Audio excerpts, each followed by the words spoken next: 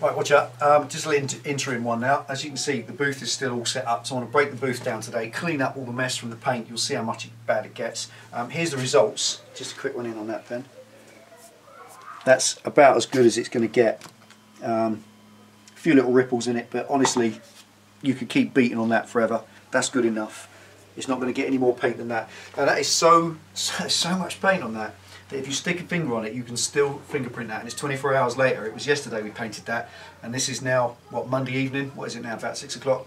Yep, 7. It's 7 o'clock, and it is still soft enough to stick fingerprints in, and that's rattle can paint for you, I'm afraid. It just has to cure and harden off and sink, and all that thinners has to evaporate over a period of time, and it's probably going to be about 2 weeks before that's anywhere like ready to put plastidip on, because the way it grips, it's going to pull it off if I'm not careful. So today I'm just going to rip all this apart, put everything back to normal so it's a garage again, and in the meantime I want to talk to you about something else, because I need your opinion. I want to sort of set off a little bit of a debate going in the comments box. It's very interesting. It's regarding the plastidip paint job that's planned for the Tiger, because the paint's ordered. So stick around, stay tuned, let's get this cleared up and I'll tell you what I mean on the way.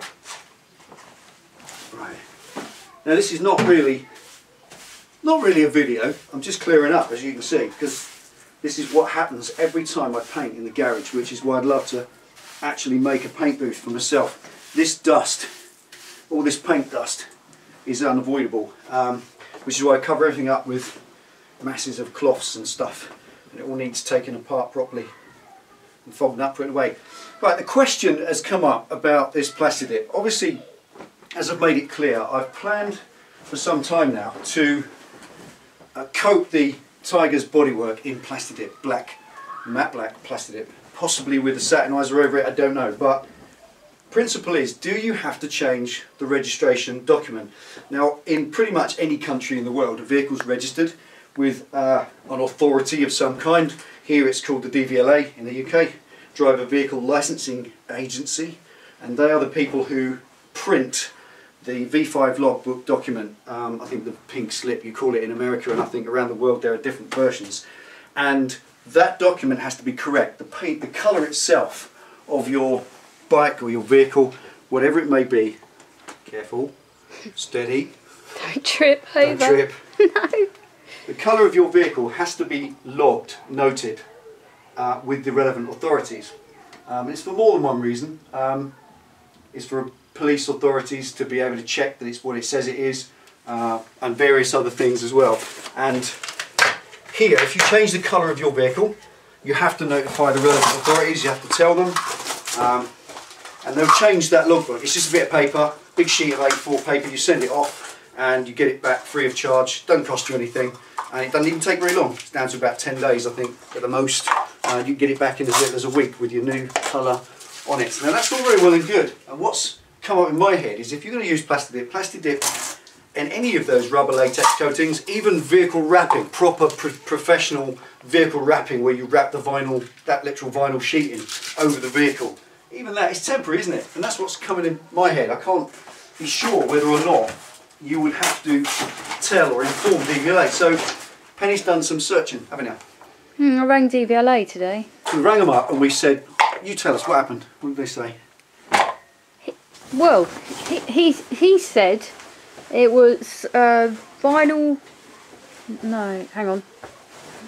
Basically, vinyl wrapping is temporary. It's It's not a permanent change of the vehicle's colour. It's just a cover, and because it's temporary and it can be taken off, it's not something the DVLA are bothered about. So we got a conversation, didn't you? Well, he kind of sounded to me as if, why are you phoning me to ask Yeah, this? they sort of don't. They sort of, yeah, sort of. What was that? Hairdryer. That's okay. Nearly got my bike. Yeah, that's it. So that's the answer. The sort of non-definitive, but certainly the answer from DVLA is that you don't need to change the V5 document on the colour side of things if you wrap your vehicle, or that includes dip it. If you're going to use plastidip, whatever product you're going to use, if it is temporary and you can rip it off the bike or car, then effectively they're okay with it. Doesn't matter to them, they're not bothered. And they said that if the police stop you, you just got to show a piece of unwrapped bodywork, yeah. Bodywork. So what they've said is, if the police pull you over and your vehicle's been wrapped or dipped, that if you show them like the underside of the bonnet or hood or the inside of a door on a jamb, so that that's the original colour, they're happy apparently. Now obviously, as any police officers watching, and we know there are many, will say that is, as long as you're not trying to hide something, conceal something or get away with a crime, you're really not bothered too much. The police here in the UK don't seem too bothered about technical infringements of registration. They're not too bothered as long as you're not trying to hide anything, it seems. But then again, I can't speak for all police authorities, because we, like America, we have many different areas where there are different attitudes. I've heard that the police in Wales are a little hotter than, say, the police in the Met, so it depends. But personally for me, I'm quite happy to go with the view that if you wrap your vehicle, we've got to stay in this, look. Oh my goodness. If you wrap your vehicle in vinyl, or you dip it with any of the Plastidip type products, and there's more than one, then they're not bothered. They're not bothered if you don't register it in that colour. Obviously it's not permanent, but it is permanent enough so that it's on there every day. Doesn't take 5 minutes to do. But that brings me to another thing. With mine, with the Tiger, what we plan to do is I'm leaving the tank undipped. I'm not going to paint the tank with the Plastidip. The reason for that is that it's not petrol safe, not the one I'm going to use, and that means that if you get a fuel spill on it or anything like that, you end up with a nightmare problem. You just have to do it all again, and I don't want that. So I'm going to use the tank colour. I'll show you in a minute. It's well, you've probably seen it on the bike, is that bag's the tank cover that you clip a luggage bag on top. And the same conversation with DVLA is the same thing. If it's a luggage cover and it's over the tank, but it happens to be black and the tank used to be red, doesn't matter. And if you look at the Tiger 800, that only has one little bit of paint on the bike, just on top of the tank, and I think a little beak underneath the lights. That's it. There's hardly any paint on it. So it's all really a little bit of a con, the whole what colour your vehicle's registered when it comes to bikes, because bikes are always multicoloured, especially things like the 800 Tiger.